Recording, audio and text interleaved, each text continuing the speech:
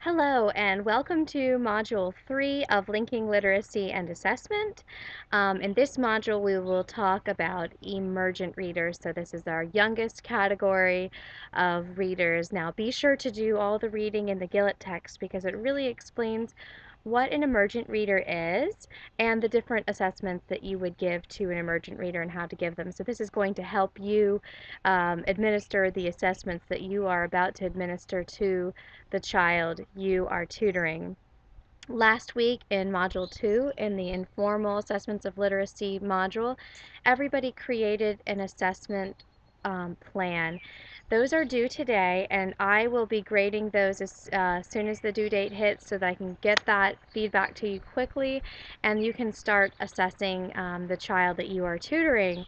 And that is one of your assignments this week, is just to start assessing the child you're tutoring. So the first thing you'll do is check out the feedback that I've given you. That will be pretty detailed, and I want you to incorporate that and in when you're assessing the child.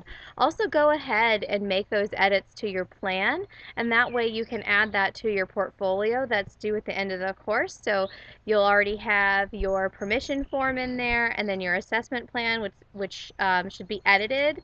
Don't leave it as is if there were things that were incorrect about it. If it was all correct, then that's wonderful. Go ahead and add that to your portfolio, and you'll already have checked two things off your list for your portfolio. It will be a lot easier at the end of the course. So what you're going to do is begin assessing this child that you're tutoring, and then in the for the assignment this week, you'll just put like a one-sentence statement. I have begun assessing the child that I'm tutoring. If you do have any questions about this, please go ahead and ask in the submissions comments, and I will try to answer that. Or you could email me. Emailing is the fastest way to reach me, and I can usually get back to you pretty quickly with emails. You also have a discussion forum this week, and in this discussion forum, we'll be talking about emergent readers. And the question mainly is, after you've started these tests, do you know for sure whether or not your child that you're tutoring is an emergent reader? Um, Please use examples from the readings to support your answer. So you may not even give the emergent reader tests to your child because maybe they are in, maybe they're 8 years old and in third grade. So you wouldn't be giving those tests. But don't just put, my child is 8 years old and they're not an emergent reader. Use examples from the text that tell us why your child isn't an emergent reader. They can already do these skills, so we know they've moved beyond emergent reading and there's something else. Maybe you can even find what they are in the text. So those are your two assignments. One is to begin tutoring your student and just put one little sentence in the submissions comments that you've started tutoring, and then the other is this discussion forum. Remember, that's going to be due on Friday night, your initial post by midnight, and then you have the weekend to reply to at least 2 of your peers by Sunday at midnight. I also want to take a moment and talk about professionalism. And the reason we're going to talk about this is we've had a lot of students ask for deadline extensions on different things so far. In fact, on the first assignment, over half of the class asked for an extension, and over half of those people asked for it after the deadline had already passed.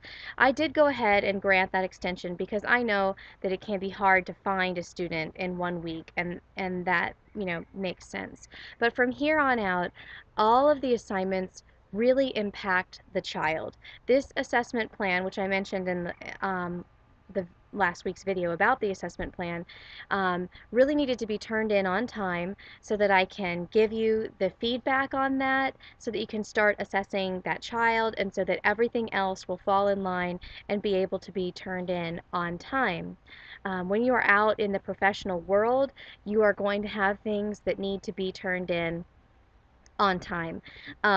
And sometimes there aren't extensions, and that's what I'm trying to help you prepare for. So, one, I'm trying to help you prepare for the real world of education, but two, it's also important because this does impact a child and the child's family. So, it is important that you do these assignments and get them turned in on time. Now, of course, there are extenuating circumstances. There are family issues that crop up, illnesses, and things like that. And I want you to know that it is okay to come to me and ask about those things. However, um, it is way more professional to ask about those concerns prior to the deadline. So if you know something is coming up or you have extenuating circumstances in your family or in your life that require an extension, please ask for that extension well before the item is due and not after. In this digital age, it's so quick to be able to pop off an email, and I will be able to respond to that pretty quickly.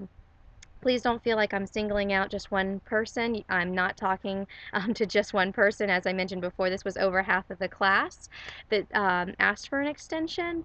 Um, I just felt like it's really important to talk to you all about professionalism because you will be professionals in a very short time, or some of you even are professional educators at this point, and this is an important topic that needs to be addressed. Um, all that being said, I do have an extra point activity for this week, and for this activity, I would like for you to um, find um, an activity or lesson plan that would be appropriate for an emergent reader and post that in the ongoing tutoring discussion.